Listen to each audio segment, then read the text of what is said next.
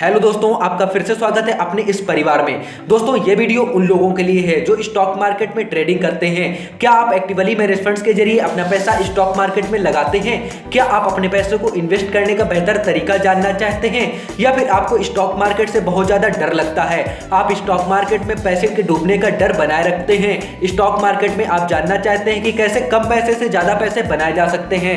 तो दोस्तों, इस वीडियो में आपको लास्ट तक बने रहना है, क्योंकि मैं आज बात कर रहा हूं the little book of common sense investing में हम स्टॉक मार्केट में अपने पैसों को अच्छे से इन्वेस्ट करना सीखेंगे। यह किताब हमें बताती है कि एक्टिवली मैनेज फंड्स में पैसे लगाना क्यों नुकसान से भरा है और आप किस तरह से इस नुकसान से बच सकते हैं। यह किताब हमें लो कॉस्ट इंडेक्स फंड के फायदे के बारे में बताती है। दोस्तों, स्टॉक मार्केट का नाम सुनकर कुछ लोग डर जाते हैं और कुछ लोग खुश हो जाते हैं। यह एक ऐसी जगह है जहां पर बिना कुछ काम किए आप बहुत सारा पैसा कमा भी सकते हैं और बिना कुछ खरीदे बहुत सारा पैसा डुबो भी सकते हैं। लेकिन अगर आपके पास ही नॉलेज और सही साधन हो तो आप इससे बहुत सारे फायदे यानी पैसे कमा सकते हैं। यह किताब हमें बताती है कि जो बहुत से लोग कर रहे हैं वे किस तरह से गलत है। यह किताब हमें एक्टिवली मैनेज फंड्स के नुकसान के बारे में बताती है और इसके अलावा दूसरी जगह पर अपने पैसे लगाने के फायदे बारे में बताती है, जहां से आप एक्टिवली मैनेज फंड्स के मुकाबले बहुत ज्यादा पैसा फायदे कमा सकते हैं। यह किताब हमें उस दूसरी जगह के बारे में बताती है। किन वजहों से एक्टिवली मैनेज फंड्स से पैसे लगाना ठीक नहीं है, किन वजह से इंडेक्स फंड ज्यादातर फायदेमंद होते हैं। इंडेक्स फंड में इन्वेस्ट करने से पहले आपको किन किन बातों का ध्यान रखना है, आपको ये सारी जानकारी इस बुक में मिलने वाली है।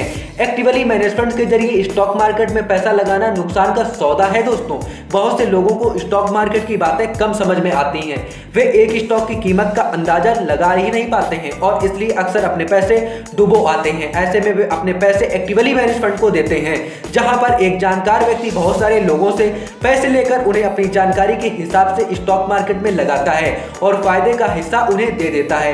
लेकिन इस तरह से पैसे इन्वेस्ट करने के खर्चे बहुत ज्यादा होते हैं। इसके अलावा इसलिए सबसे पहले आपको फंड मैनेजर की फीस देनी होगी और साथ ही ब्रोकरेज फीस भी देनी होती है। इस तरह से आपके प्रॉफिट घट जाते हैं। लेकिन अगर आपके इवेंट्स बहुत अच्छा परफॉर्म करते हैं तो आपको इन बातों पर ध्यान देने की जरूरत नहीं है। लेकिन यह जरूरी नहीं है कि हर बार आपके स्टॉक उतना अच्छा परफॉर्म कर जाए। दोस्तों, अब आप तक ये नहीं जानते हैं कि स्टॉक को उस वक्त खरीदना है जब उनकी कीमत कम हो जाए और आने वाले वक्त में जब उनकी कीमत बढ़ जाए तो उन्हें बेच देना है। लेकिन इससे आपको लंबे समय में उस कंपनी से ज्यादा फायदा नहीं मिलता है जिसमें आप अपना पैसा लगा रहे हैं। यह स्टॉक मार्केट के ग्रोथ में दिखाई देता है। दोस्तों, अगर आपको अभी लगता है कि आप लंबे समय तक इसी तरह से काम करके फायदा कमा रहे हैं तो इस एग्जाम्पल को ले लीजिए। 1980 में अगर आपने $10,000 इन्वेस्ट किए होते तो 25 साल के बाद आपको 70% कम फायदा हुआ होता।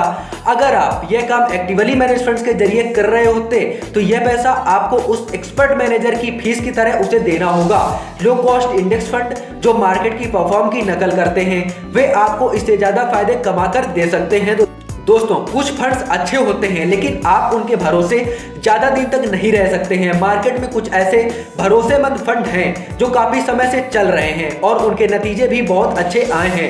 लेकिन जैसा कि हमने कहा, लंबे समय के लिए यह फायदेमंद नहीं है। अगर वह फंड अच्छा काम कर रही है तो जाहिर सी बात है कि वह एक खास व्यक्ति यानी एक खास मैनेजर के भरोसे चलती है। वो मैनेजर एक ना एक दिन रिटायर जरूर होगा और उसके बाद जो मैनेजर काम करने के लिए आएगा, क्या भरोसा वो उतना अच्छा काम करे या ना करे। इसके अलावा आने वाले समय में बहुत से बदलाव होने वाले हैं। हम जिस रफ्तार से आज आगे बढ़ रहे हैं, आने वाले समय में मार्केट टेक्नोलॉजी की वजह से बहुत बदल जाएगी।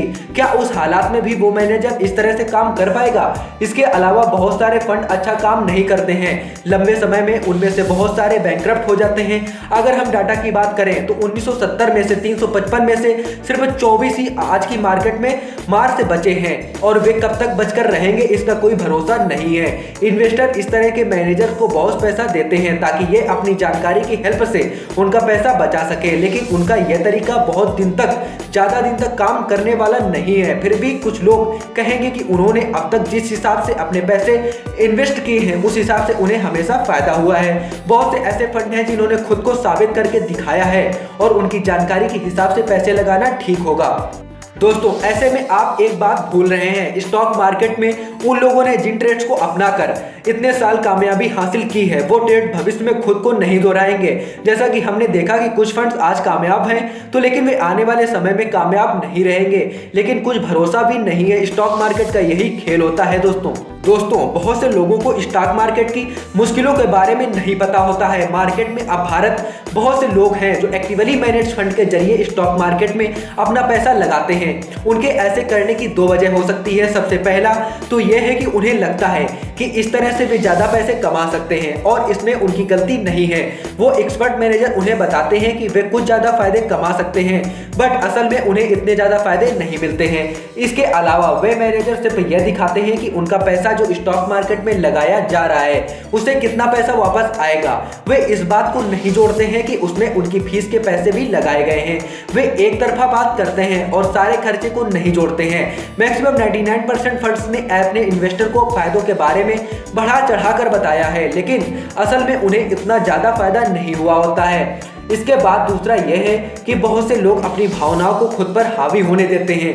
उन्हें लगता है कि जो सब लोग कर रहे हैं वो सही होगा। ऐसा सोचकर बहुत सारे लोग उसी तरह से काम करने लगते हैं और फिर आने वाले लोग भी यही सोचते हैं कि इतने सारे लोग गलत तो नहीं कर रहे हो सकते हैं। इस तरह से भी अपना पैसा खो बैठते हैं।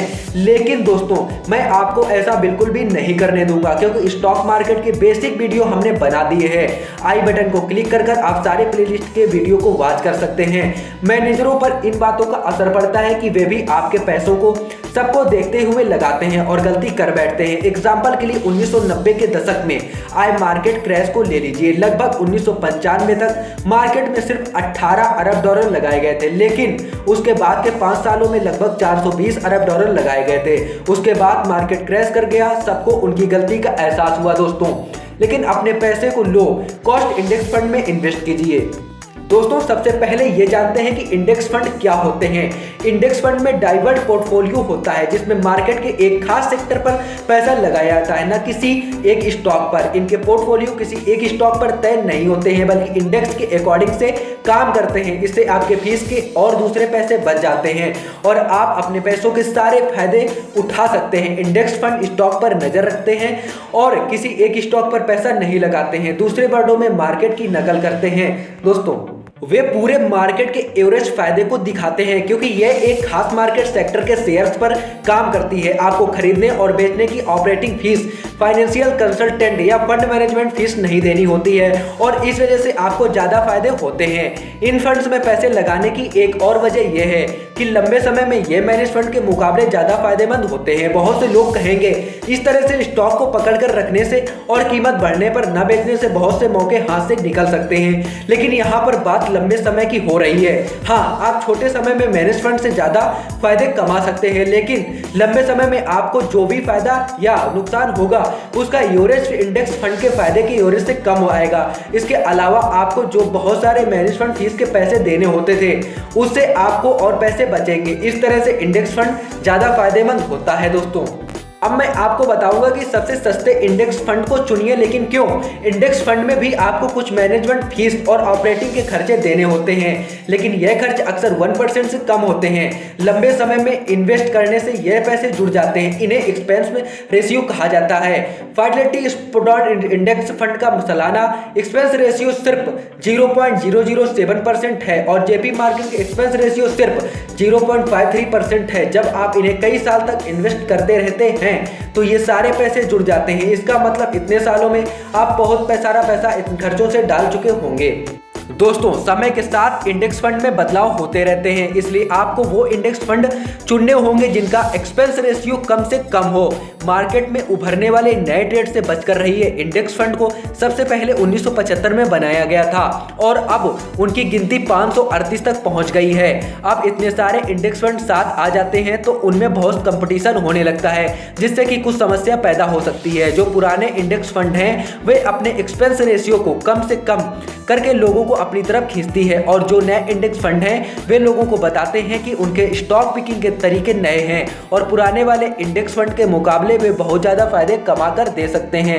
एग्जाम्पल के लिए कुछ नए इंडेक्स फंड जैसे न्यू कॉपरनिक्स पुराने तरीकों से बिल्कुल काम नहीं करते हैं। वे वेटेड मार्केट में कैपिटलाइजेशन के हिसाब से स्टॉक नहीं चुनते हैं, बल्कि टोटल मार्केट कैपिटलाइजेशन के हिसाब से स्टॉक लाते हैं। वे अपनी कंपनी की यूनिट स्टॉक प्राइस को शेयर नंबर से मल्टीप्लाई कर देते हैं। वे सबसे पहले यह देखते हैं कि एक कंपनी कितना कमा रही है और वे अपने डिविडेंड को कितना पैसा दे रहे हैं। इस तरह से वे अपने स्टॉक के पोर्टफोलियो का रेशियो पता करते हैं। ऐसे में यह पता करना मुश्किल होता है कि कौन सा ट्रेंड कब तक रहेगा और किसमें आपको अपना पैसा लगाना चाहिए। ऐसे में आपको उसमें अपना पैसा लगाना चाहिए जिसमें कम से कम कॉस्ट लगे, ताकि आप होने वाले नुकसान से खुद को बचा सकें। एक्टिवली मैनेज फंड्स में लंबे समय के हिसाब से ज्यादा फायदेमंद नहीं होते हैं। इसके अलावा मैनेजरों की फीस और ब्रोकरेज फीस देने से आपके फायदे और कम हो जाते हैं। इंडेक्स फंड इसके मुकाबले बहुत अच्छे होते हैं। इसमें आप अपना पैसा किसी एक स्टॉक पर न लगाकर मार्केट के एक सेक्टर पर लगाते हैं, जिससे लंबे समय में आपको बहुत ज्यादा फायदा होता है। फंड में इन्वेस्ट करने से पहले फिर से सोचें। अपने ज्यादातर पैसों को इंडेक्स फंड में इन्वेस्टमेंट कीजिए, और अगर आप अपने पैसों के साथ कुछ एक्सपेरिमेंट करना चाहते हैं तो थोड़े पैसे एक्टिवली मैनेज फंड्स में लगाइए। एक्टिवली मैनेज फंड्स के नुकसान के बारे में जानने के बाद भी अगर आप कुछ पैसे उसमें लगाना चाहते हैं तो 5% से ज़्यादा मत लगाइए। इसमें आपको कुछ खास फर्क नहीं पड़ेगा, क्योंकि आपने अपने 95% पैसे को इंडेक्स फंड में लगाया है, जिससे मिलने वाला फायदा इस नुकसान को कवर कर लेगा। तो दोस्तों, आज का ये वीडियो हमारा आपको कैसा लगा? अगर आपने इस वीडियो से कुछ सीखा है तो एक सुंदर से कमेंट में लिख दीजिए और वीडियो को लाइक कर दीजिए। चैनल को सब्सक्राइब करना बिल्कुल भी मत भूलें। दोस्तों, मुझे सपोर्ट करिए, क्योंकि आपको आने वाले समय में मैं ऐसी धमाकेदार इंफॉर्मेशन लाने वाला हूं। तो जय हिंद दोस्तों।